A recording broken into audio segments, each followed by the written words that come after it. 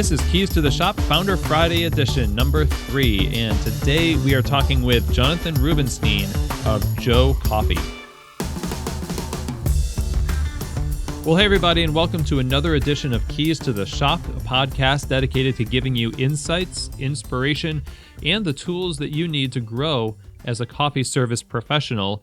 And my name is Chris DeFirio. I'm your host, and I'm really excited to get to share with you this third edition of Founder Friday, where we take the last Friday of each month and we talk with owners or founders of some of the best cafe businesses around.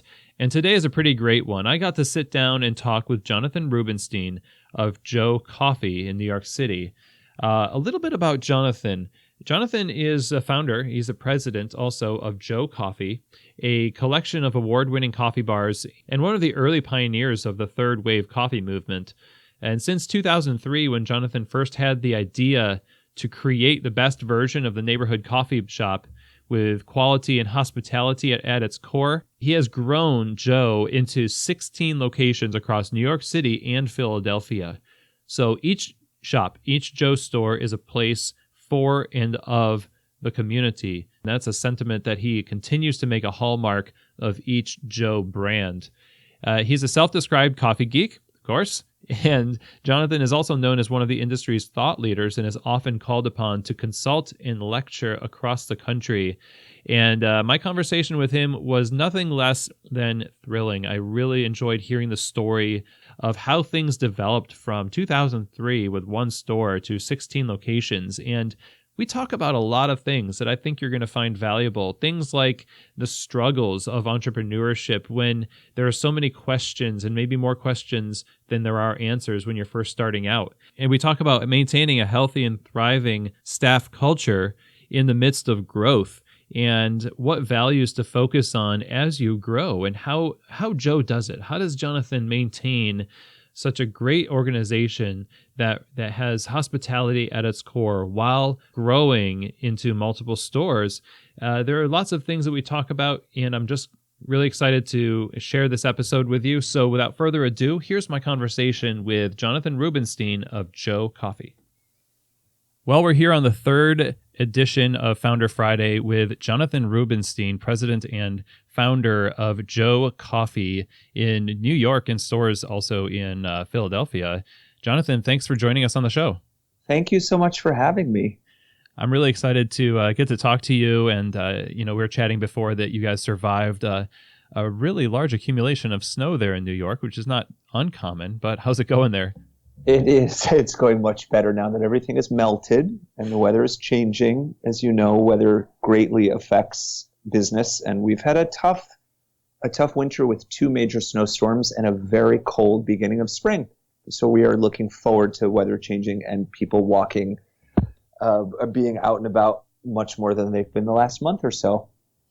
Awesome. Well, I'm really happy that people are coming back in the stores. It's always a game changer when that happens, especially in New York.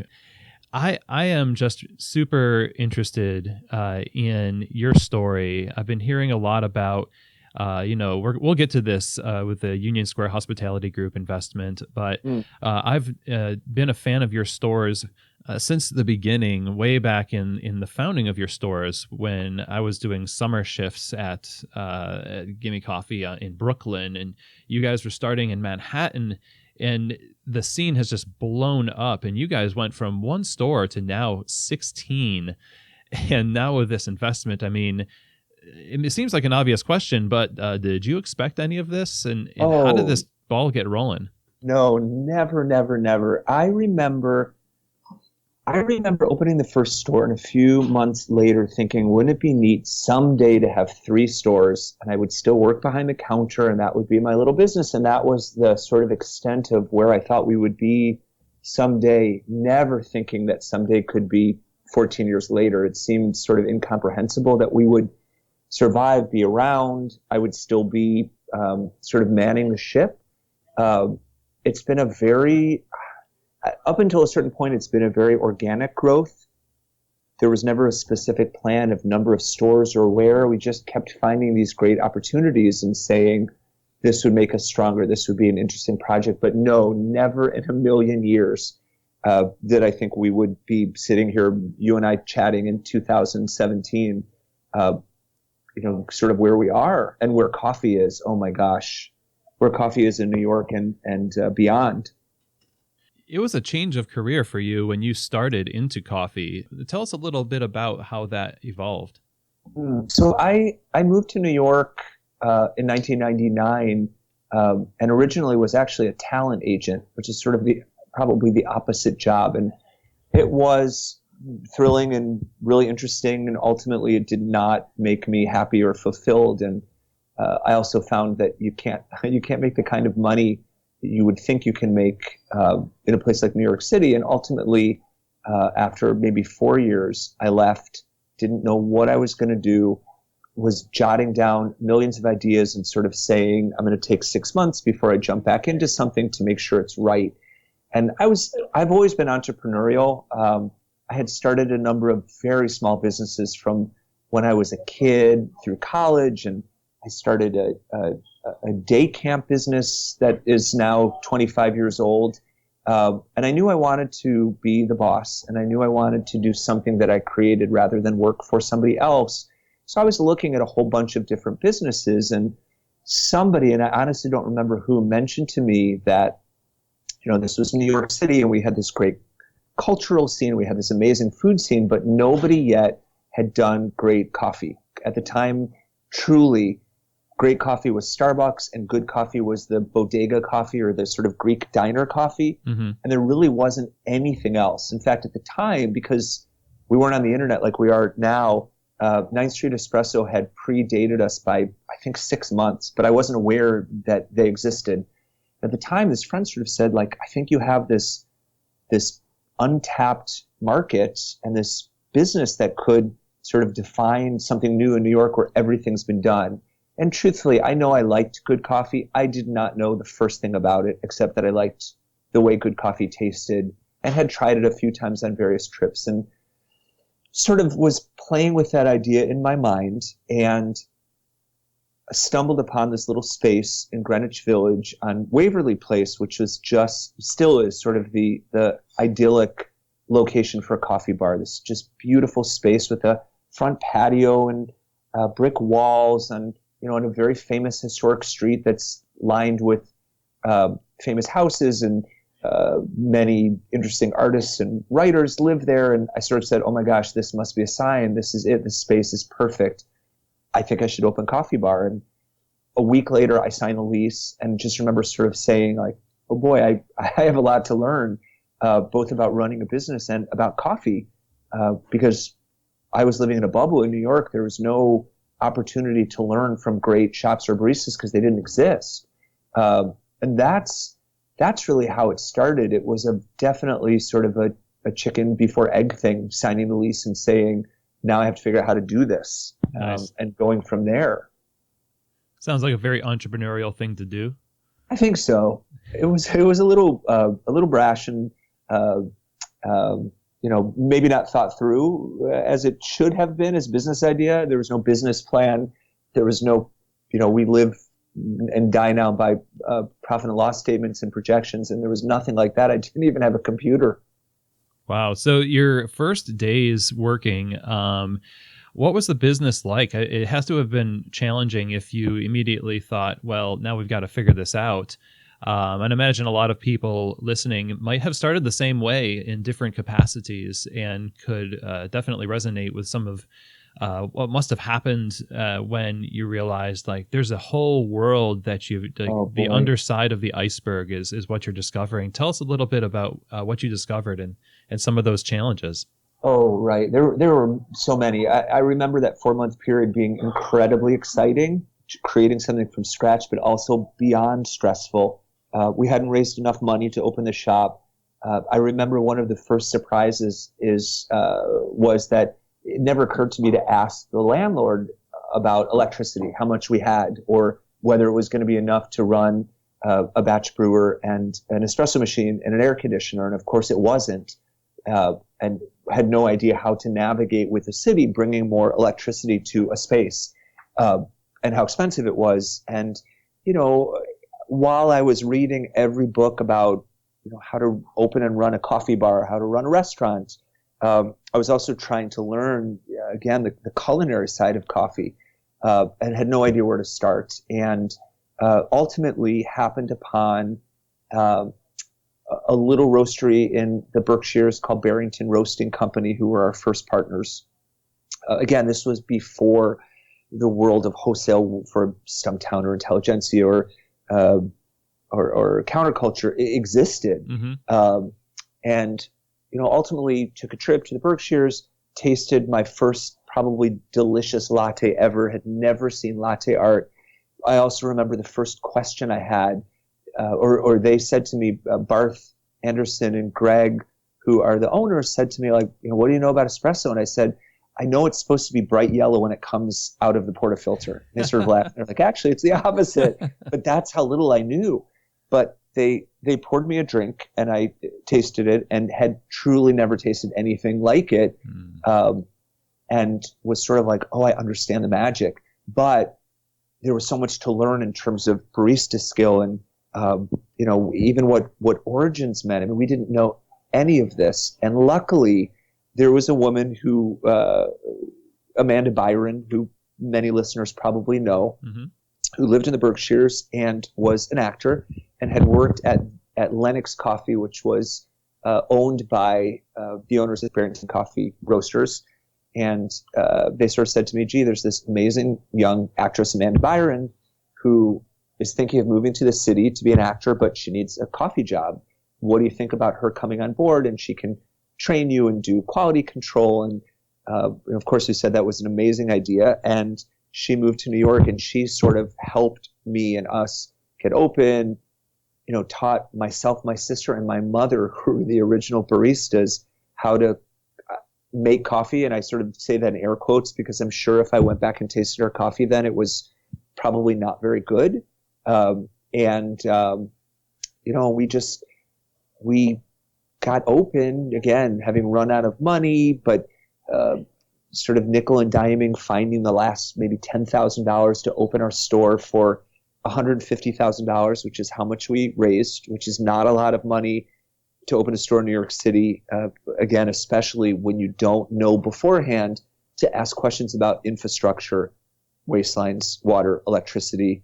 We found out this was in a historic district, and there was the Greenwich Village Historic Society had to approve plans, and it was a very complicated store to open when we didn't know what we were doing, and we really just made it. We were late. We were out of money. I was borrowing money from friends to live myself because I had no income, and then of course you open a shop on day one, which was, again, I remember literally the most stressful day of my life, and I'm pretty good at handling pressure, but when you don't know what you're doing and everything has to come together at once, the staff, the milk delivery has to be there, you've got to put away the first paper order, you've got change from all those things, all the details have to come together on that day. It's a lot, and then you have to hope customers come in, otherwise what's the point, and why did you open? And we just made it, and really probably didn't know what we wanted to be, although we had a mission, which is still really our mission, which was we were going to serve the best coffee customers could find, which at the time was true, and serve it with a side of great hospitality, especially in a place like New York City where anonymity was such a big thing and people didn't feel like they had a place to belong, and serve it in a nice environment, which was this little shop in Greenwich Village. And we thought that equation would hopefully differentiate ourselves from what people were used to, which was really Starbucks. It worked. It took a little time. Again, we're in this bubble where no one had ever seen coffee served in an 8-ounce cup for more than 50 cents at the bodega. Right. No one understood the proportions. No one understood on the menu why we were mentioning countries. I mean, it was just a different world. Luckily, no one had ever seen latte art, which at the time sort of defined us. Now, again, you expect to get it everywhere, but at the time, no one was doing it. So it was this like phenomenon after a month when quote unquote word got around and people were coming from all over the city just to see it and speculate. Was there a toothpick? Was there a stencil? I mean, it was, again, it's hard to understand historically, because it's so different now, but it was a revelation at the time. So getting through all of the pressures and the challenges, not knowing what the next day was going to be like, and knowing that you don't know enough about coffee, or at least as much as you'd want to know, was it the mission that you had set before that carried you through, or was it the process of discovery yourself and sort of the fascination with the product? Like, what was it that really pushed you through over the hump to actually like get through that dip, as Seth Godin talks about in starting businesses? Like, how did you guys pull through, and what made you do that? I think in this case, it was the customer base. It was the cheerleading from the people who were coming in, even though it was slow and it was a little bit slow to grow the first month or two. It was every day when you saw people coming back in and they were saying, "You're doing something great. Thank you so much for being part of our community. Thank you for giving us this gathering place." The kind of feedback we were getting verbally and in person was so positive that we sort of said, "This is going to work. We must be doing something right." And in our case, it was sort of like, there are 8 million people in New York. Slowly, they're going to find us. Mm-hmm. And I think that was it. I mean, a staff who were very positive as well, but it was consistently going back to the mission, saying, this should work, this should work, among, again, doubts and losing sleep every single night. Because also we were running in the red for probably the first 2 months. And when you open and have no money and no one says to you, you need to put away some operating loss cash, again, that's very real and very scary. In this case, again, with my, at the time, probably 63-year-old mother and my sister and I working behind the counter 7 days a week, we were able to absorb sort of the biggest expense, which is labor, which is always very tricky when we open a new store. But it was scary, but it was sticking to the mission. And we also at the time, we listened. We asked a lot of questions. I'm a big believer in Danny Meyers, who's now an investor, but also has for years been one of my heroes in reading his book, Setting the Table. One of his big bullet points is the ABCD, always be connecting dots. So always looking to see what's happening in your shop. If customers seem happy, are they drinking their drinks? Are they partaking in conversation? Do they look comfortable? But also reaching out to ask, hey, how are we doing? What else should we be doing? What would bring you here more? And then listening. We wanted to stick to some of our core beliefs, which at the time and still are, were not to become a restaurant, not to offer a lot of food or food drinks. So there were certain things that we listened, but then respectfully decided didn't go along with what we wanted to be. But there were a lot of things that customers asked for as well that we did. I remember when we opened, one is that we had a lot of two tops tables. And we had people saying, "Jay, it's not that comfortable. I wish there were private places to have a conversation. I wish that there was some quote unquote comfy chairs." That was a big thing. And even though we didn't have money, after a few months, we thought it was important enough, we were hearing it enough, that we scrounged together enough money to make those changes, and we saw that they worked. And so I do think it's really important for somebody opening a shop, even if they believe they know exactly what they want to be, still to stay flexible and listen and at least consider what your community and your customer base is telling you, because ultimately it's a business and it only works if people are happy and continue to come in. And from listening to you discuss your beginnings and all of the questions you were asking other people and bringing in people to help and in the discovery of the coffee shop business and just the ideas of needing a group of people around you. A team is such a big part of this, and having a staff that resonates with your mission and vision. Right. I want to talk about team a little bit, and it seems like maybe I'm wrong about this. Did being a talent agent help you acquire a propensity for being more open to hearing what other people want, and then also recognizing talent in others that resonate with your vision? I think so. I mean, the kind of talent agent I was very different than the kind of, quote unquote talent. This was actors, and they come with their own set of deep personalities and issues. But I think, yes, I mean, I think I took from that, there was a lot of working with people there. And I think a lot of being a successful leader and leading a team is having great interpersonal skills and people skills and being a great listener with the people who are working with you. So I think, yes, I think I took that away from my former profession, but I also think that anybody, from a young age, I think that, being a great entrepreneur is one thing and being business minded is one thing, but having that gift of being great with people, and I'm not sitting here saying I'm a gift, but I'm just saying generally anybody who's a leader who works on and has that gift to be a positive role model, to listen to people, to appreciate people, like those are just key, because all these years later, for us, 250 baristas now who work with Joe, they are only here because their leadership, be it me, be it the level of people who are their sort of direct supervisors, have learned to be great people. If we didn't have that, if we didn't strive for that, if that wasn't part of our culture, I'm 100% certain we wouldn't be where we are. Because why would anybody want to work their hardest for you if you don't care about them, connect with them, know them on a personal level, etc. And be people need leadership. We've learned it's not just about, being a buddy, but it's holding people accountable to to excellence and accountability and rules. And, this, I think I'm probably going off in a tangent, not answering your question, but that's everything. That's the success. Otherwise, why would 250 people care to give great service and make great coffee? And I imagine that people would, who work for you, would want to hold themselves in accountability with others as well. It's a thing that they're looking for. Like if they're a leader, so. Yeah.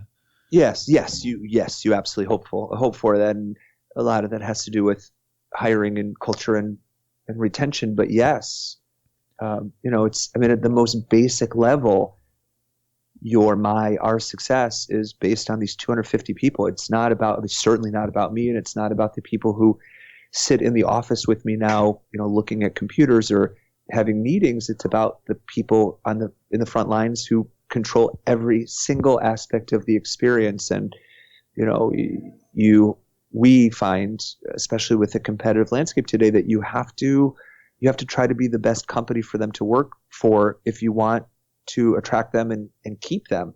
And again, as you said, have them giving their best and care to give their best every moment of every day. Well, how do you guarantee that you can provide that for that many people? I'm thinking you went from 3 people, yourself, your sister, and your mother, as the staff, and these 250 people all have these individual needs and wants. Right. You went from having a organic growth you were mentioning to a certain point where now it seems like a system has to be in place to safeguard that vision for what the staff culture looks like. Yeah, it's true. I won't lie. It's very hard. It's probably our biggest challenge.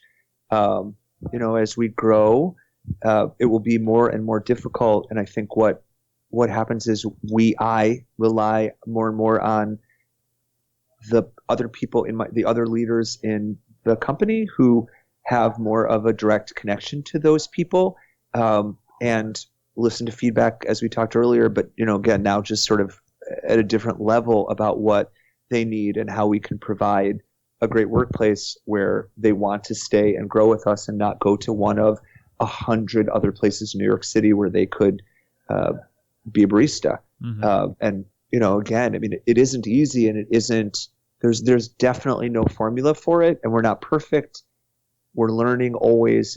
There are always going to be growing pains. And the truth of the matter is, at some point, I've realized that there are going to be certain people, certain personalities who really want to be part of like a little mom and pop operation in Brooklyn where they work alongside the owner. And that is great. We're not that anymore. We can't be that. And I can't apologize for it. All we can do is do our very, very best to, have enough respect people work for us and have enough that draws them to look at why they would want to work for us, because there are then so many pros about working for a bigger company that I didn't understand as we were growing until we sort of had these things in place, educational opportunities that we can provide, social and cultural things, room for advancement. I mean, there's a lot. There are people that say, well, that sounds very corporate, or you are very corporate. I don't really know what corporate means. I mean, that's definitely not a word that I like, but I can see somebody on the outside or even the inside saying, like, you're very structured. There are levels of jobs, and there are specific ways that you hire and promote, and rules, and a 60-page handbook, and it's all true.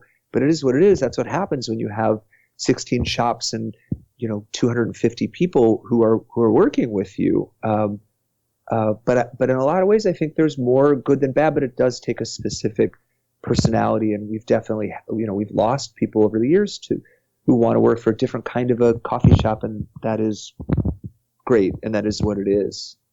Well, it feels like corporate. Just to continue down this road just for a second, it seems like the idea of something being corporate, like you said, is more good than bad, I suppose, because in your case, especially, how you wield that power has such a positive impact on the people to whom that power provides a living. And that makes a big difference in the world at large. People that leave your company are going to go and do great things in the world, even if they don't stay in coffee. So right. That's got to be a reward in and of itself. There's no bigger reward than working with these people and watching them grow and seeing them happy and watching them stay. And then, as you said, watch them go off to do great things, which, happens. I mean, that's part of the coffee cycle as well. And it's awesome. I mean, we're at, I'm guessing we must be at probably 1,000 people who've worked for us in 14 years. And it's really fascinating to watch the kinds of things they've done and where they are, because, we do have a strong culture, and there's a strong connection to people who have worked for us, and, knowing all, again, I'm making up this number, 1,000 people, and still hearing what they're doing and what they've gone on to do, as you said, inside and out of coffee is awesome and thrilling and just so rewarding. Well, speaking of growth, there, along with opening more stores and having to adopt systems to keep everything in check and employ what you had learned from that first store, one of the things that happened back in 2013 was you started roasting your own coffee, and now roast your own coffee exclusively. What led to that decision? Well, in that case, I don't know whether I call it a mistake or not. We did things backwards. Most companies I know, most of the sort of the companies that I've aspired to be like, or we have, started as roasteries or roaster retail, and we started strictly as retail, with coffee beans coming in 5-pound bags from Massachusetts, and then California, and then Chicago. And we got sort of bigger and bigger, and it became more and more daunting to all of a sudden roast.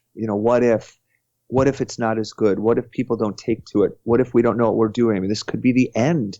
And it wasn't until a guy by the name of Ed Kaufman, who had been a friend and had run the coffee program at Crumpy and had set up Stumptown's Roastery here in New York City, said to me, like, gee, would you ever consider roasting if I came on board to start this program? And I think within a minute, it's like, oh, absolutely. And for people who know Ed, you're probably smiling, and you know why. He's the greatest, most inspiring, positive, well-loved guy in coffee. And I trust him, and I trust his palate and his operational experience.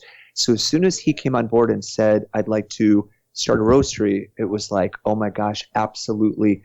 It's everything that we were missing before. And it came in a period where I think we were probably losing our luster a little bit. We started strong, and we did well, and people seemed to like us. And there was a period where other people were doing better work than I think we were doing. Their training program was better, their QC was better, some of the coffees they were offering were better, and we started to find ourselves being like a little bit of a second tier, maybe more popular with the public than with the coffee community. And truthfully, one wants to be respected by their industry and their peers. And I think a big thing we realized that was holding us back is that we weren't roasting, and that meant we weren't controlling quality. We weren't really controlling our menu, and we were having trouble attracting great talent because we found it was a lot more interesting for people to work for a place where they could watch the whole journey of the coffee and not just get coffee sent from another state. Right. And so it's a totally different skill set to run a roastery, especially when you're trying to source directly.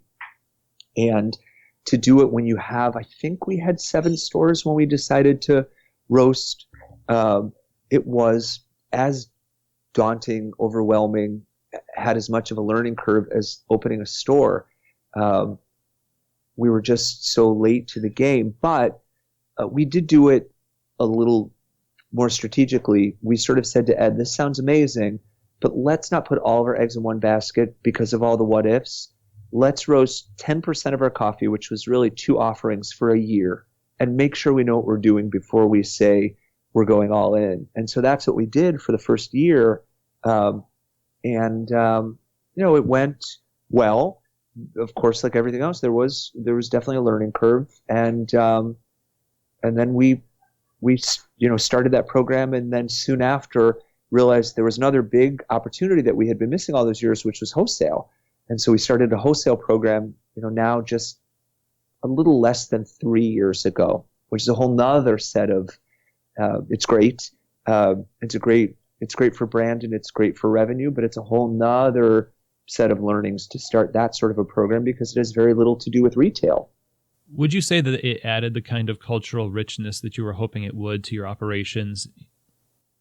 Yes, I would say from that standpoint, it was game changing.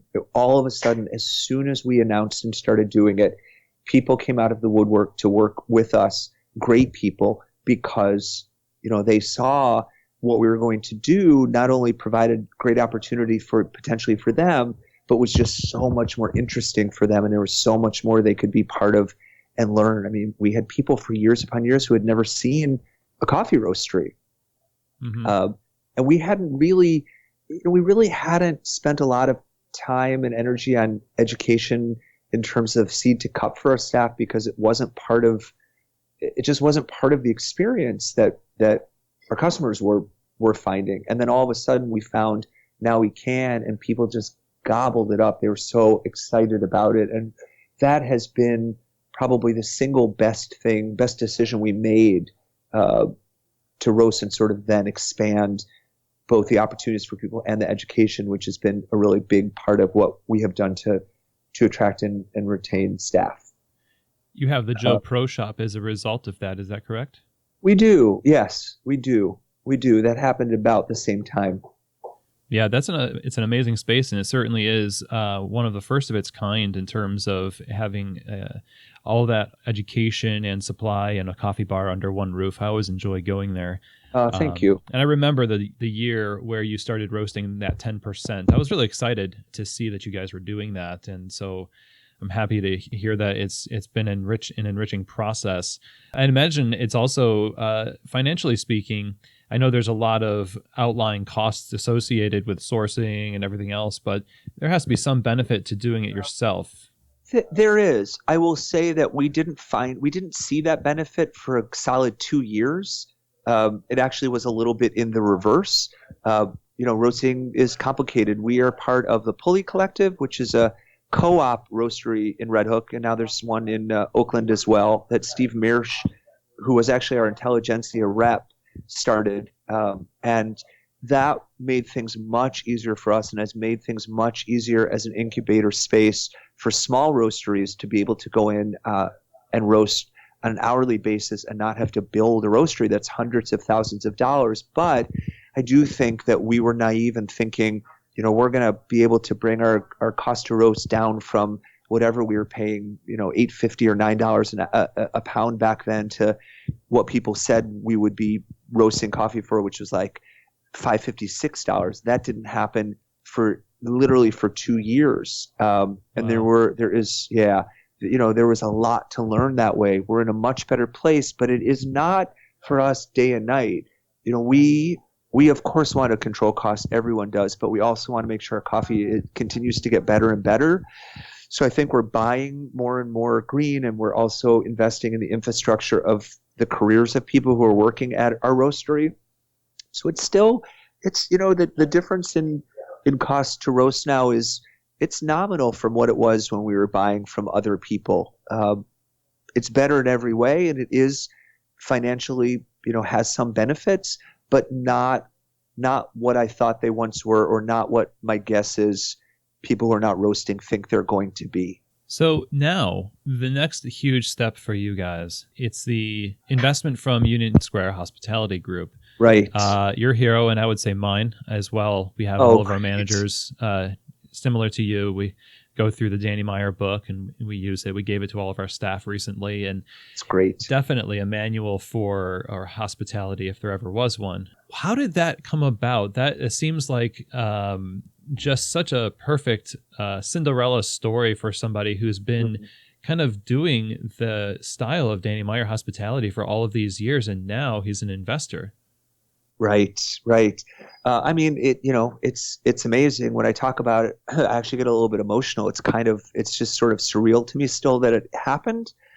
So about 3 years ago, when other companies, Stumptown, Intelli, Blue Bottle, were looking for or finding investment, and you were hearing a lot about that, and the sort of backlash of selling out was sort of over in the coffee community, and it was more sort of like, oh, look what these companies are doing when they find investment. They're doing great work. They're definitely stronger coffee companies in a lot of ways, I think, than they were. We were just at the point where we were thinking, I wonder if we should follow the same route. And at the time, we were maybe at 10 shops. It was very difficult for us to raise money to open shops, and especially to open shops and do them right. One of the things that we've never really nailed is the physical shop. I think we have definitely opened shops that we're not necessarily proud of. They're too small. We couldn't work with the materials we wanted. A lot of constraints, partly because we're in New York City, and it's a very tough place to open shops, and real estate is at a premium. For people listening outside of New York City, you will or won't be shocked when I tell you that a couple of our stores hover at $550 per square foot, which is, I mean, you're laughing because it's kind of unbelievable. I mean, we have rents that now are in the $30,000 a month range, and they're not big shops. They have 19 seats and one espresso machine and usually one cash wrap. But it's the reality of the market that I've chosen to be in, or chose me because I was living here.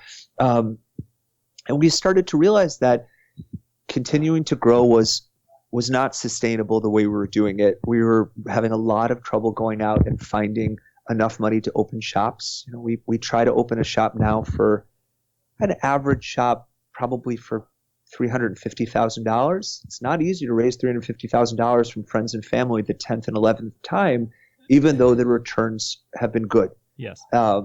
And we had aspirations to do things better than we had done them.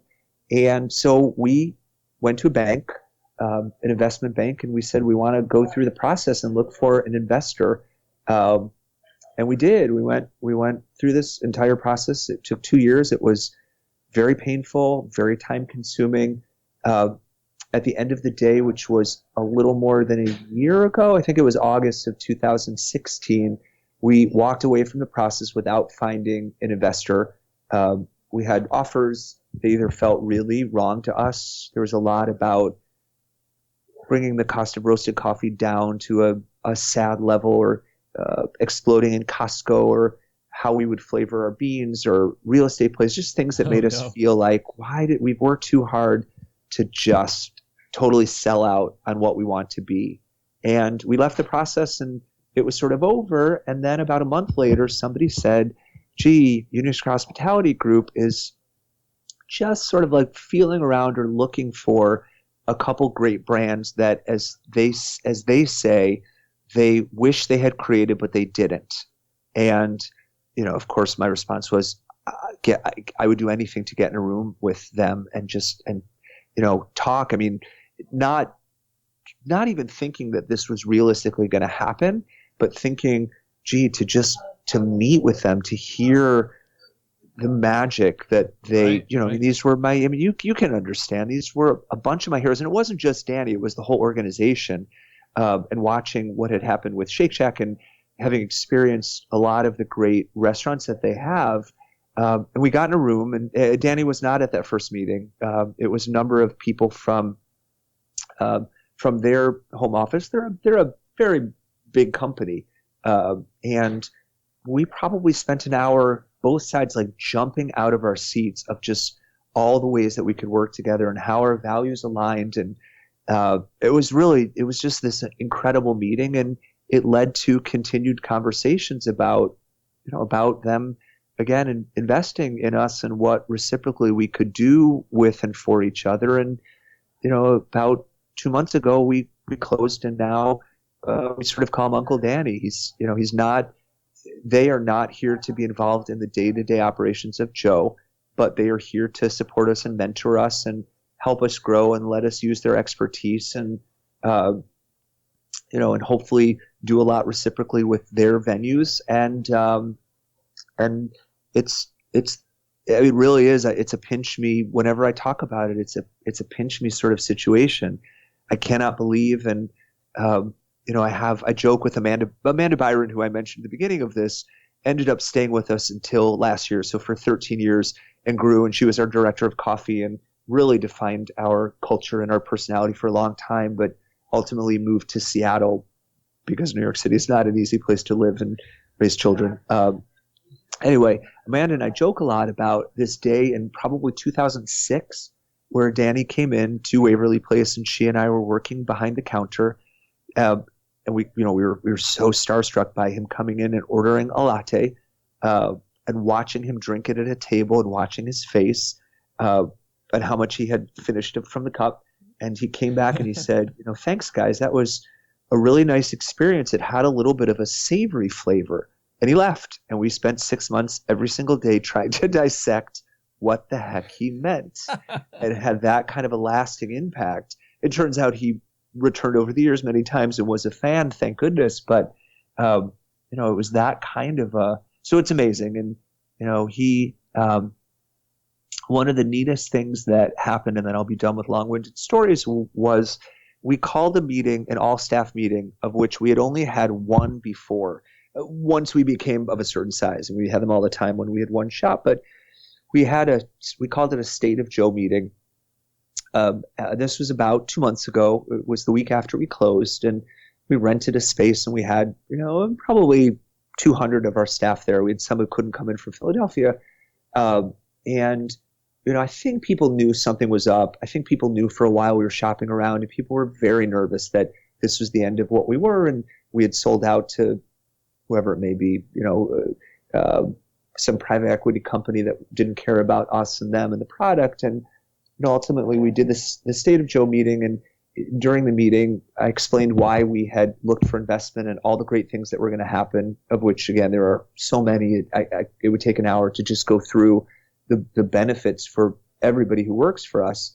And I sort of led up to saying, like, and our new partners and investments are, and it was a PowerPoint presentation, and the slide came up and it said Union Square Hospitality Group and listed all the things that they do, and people just gasped, and then they started cheering, and it was like this amazing moment. And then I said, ladies and gentlemen, I have a special guest, and hiding in the back of the room was Danny, and he came up to talk, and it was so powerful that a ton of people had lumps in their throats or were shaking, and it was amazing. And his explanation was why he wanted to work with us and why our values and our cultures aligned and our pursuit of excellence. And at the end, people were just, I think I don't think we've had a person give notice in the last 2 months. It's been sort of amazing. So the future looks great. We have a lot of growing.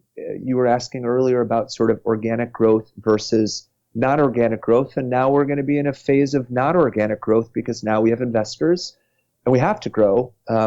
So we know, for example, that in 2017, we are opening 5 stores. It's a lot of stores. Wow. And we know in 2018, we are targeting a 3rd city because it's all been talked about and planned. And it's very different than years ago walking by a space in a neighborhood and saying, gee, this space would be a great Joe. maybe we should open another one. It's a different but such an exciting place to be. Wow. Well, what a great harmony of values in Union Square Hospitality Group and I Joe. think so. Thank you. And it's congratulations. That's amazing. Thank you. And Thank you so much. I kind of want to ask you some advice for those of us who are wanting to open our own stores one day, or as people who are currently owners. How do you guarantee that people will experience in your stores the things that you want them to experience as you expand?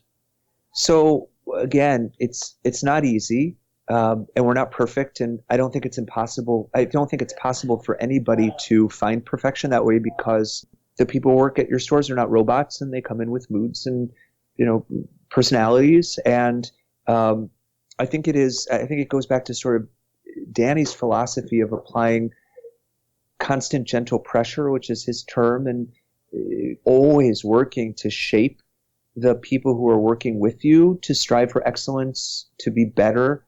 But I think also that is sort of a two-way street. So it's always listening, having open dialogue, staying flexible with your staff. I know that I find as we grow and as I am unfortunately more and more removed from the day-to-day operations and the ability to be in the stores like I used to be, which is not easy for me psychologically, to be honest. I miss it. And, the fact that I'm at a point now where I can't guarantee that I'll get to every store every week is really difficult for me, both as someone who cares and a little bit of a control freak. And, but I think that as somebody grows and the person who potentially owns the shop is not on the floor amongst their coworkers and their staff, it is two-way, constant communication. I guess I think it's as simple as being nice and caring about the people who work for you. Again, to expect them to care about the place that they work, and always going back to core values and mission. For us, it's this idea of like the bigger we get, the smaller we have to run. The smaller we want, I shouldn't say have to, the smaller we want to run. And it's really that notion for me that keeps it working. We have had some very talented managers, GMs, but perhaps some of them have been missing what I'm sort of talking about. That doesn't work for us. I would just say goodbye, and they can find a different place that is a better fit for us. Every single person at the store level who's running those stores needs to be caring and kind and respectful and a great communicator. Otherwise, the equation just doesn't work. And again, I wish that there was some magic fairy dust where I could say this is how one does it and it will always work. But that's never going to be the case at a certain point. But it is always, looking, I think, to live that way, to run your business that way, and know that a lot of it's still going to be organic because these are human beings interacting with other human beings. It reminds me of something from the book Setting the Table, where Danny, I forget where, somewhere later in the book, is saying part of the secret of how they pursue customer satisfaction is that they never stopped running for office, so to speak. Always trying to have that open dialogue. And it struck me as you're talking about caring and being kind and being, personable, as a strategy, not being magic. It's amazing that scales to this level and it works. It can work when you're small, and it can work when you're as large as, 16 stores. Yeah, it can. Again, it is harder and harder. We have to work harder at it. But yes, it can. It can. It just takes serious focus, and it has to be a serious priority. What are you the most proud of after all this time and all these experiences? I think it's people. I think it's a toss-up between the people who have been coming into the stores now for 14 years and still continue to, make it such a part of their daily experience. I think that's why, to me, being fortunate enough to have a job that spreads happiness, and people outside of coffee don't necessarily understand. I think sometimes I'll say that to someone when I'm doing an interview or a meeting, and they'll sort of like, I can see they're rolling their eyes saying like, that sounds very like a spin, but you really are spreading true happiness every time you give a beautiful coffee to a customer and know that that's the highlight of their morning. So it's that, and then it's also seeing these people who I work with, grow and stay with us and enjoy their jobs, and grow from our very entry level job, which are barback jobs, into these career jobs. As I'm looking out at the sea of desks that are now in our home office, which also I say that while I roll my eyes a little bit, saying it's so shocking to me still. But we look at like the person who runs HR and our director of quality and our director of retail and our head roaster, and they all started either making bits, barista in training, or barbacks or baristas 6, 7, 8, 9, 10 years ago, and here they are with these jobs, now buying houses and starting families, and this is their career, their longevity career. So that feels amazing. It feels amazing and still sort of surreal. To end here, I would love to hear your advice to those who are in that position of ownership or getting ready to embark in entrepreneurship. There's so many things to focus on, endless tasks and punch lists that are a part of the starting process. What would you say is the best thing to prioritize, or some advice to keep them on the straight and narrow to the most valuable things? I would say spend a lot of time thinking, like really thinking, and talking to others about what you want to be. Because once you start running, it's sort of too late to take the moment of really reflecting on what you want your business to be, what the values are, the culture develops as the culture develops, but what you want the experience to be, and learn all you can. I mean, if you are fortunate enough not to be in a bubble like I was, and like so many people are in sort of small towns, to work in a shop, to talk to as many people as possible, to read as many books as possible, just do, so you are prepared. I mean, it is no different than buying a house or having a child, in that, it's not a job. You're investing money, probably your life savings. It needs to work. So just be smart about, both thinking and reflecting about what you want it to be, and then learning everything you can before you actually open. And then once you open, strive for excellence and listen. Just always be pushing to be better and better and better. And then I believe it will work. I think the equation, works. Thank goodness. People love coffee. They love it 7 days a week. They love it in every part of our country. It's not going anywhere. And if you do it well, you will succeed. Jonathan Rubinstein, Joe Coffee, thank you so much for joining us on the podcast. Thank you so much for having me. That was fun. Thank you, Chris. Well, there are so many lessons that we can take away from this conversation with Jonathan. Just so rich with great stories and experiences. Thank you again, Jonathan, for joining us at Keys to the Shop. I know we all appreciate your time and your insights. And, some of the main things that I was impressed by were that there's this theme going from the beginning to the end of this company, and that is a concern for the experience of not only the customer through the hospitality offered, but also the experience of those who work for the company. I think that's so key. And the idea that Joe hires people with a criteria that they be not just people, being a people person, but also, great communicators, kind, caring, and respectful people. That's what makes the equation work for them. And honestly, I can't think of a situation in work or life where you don't want somebody to be those things. So those are wise words for sure. And like he was saying at the end here, if you're getting ready to start a business, take a lot of time to think about the mission and what you want to be doing and what you're going to be about, and learn all you can. And honestly, you never stop learning. You're always, like Jonathan said, striving for excellence. So if you want to find out more about Joe Coffee, you can go to their website, Joe New York. That's all spelled out, not just NY, but it's joenewyork.com. And there you'll find all the information you'll need to be able to visit their one of their 16 locations and find out more information about their story and the education that they offer. Just a really solid company run by solid people. And if you're in the city or in Philadelphia, go check out their stores and experience the hospitality and the great coffee for yourself.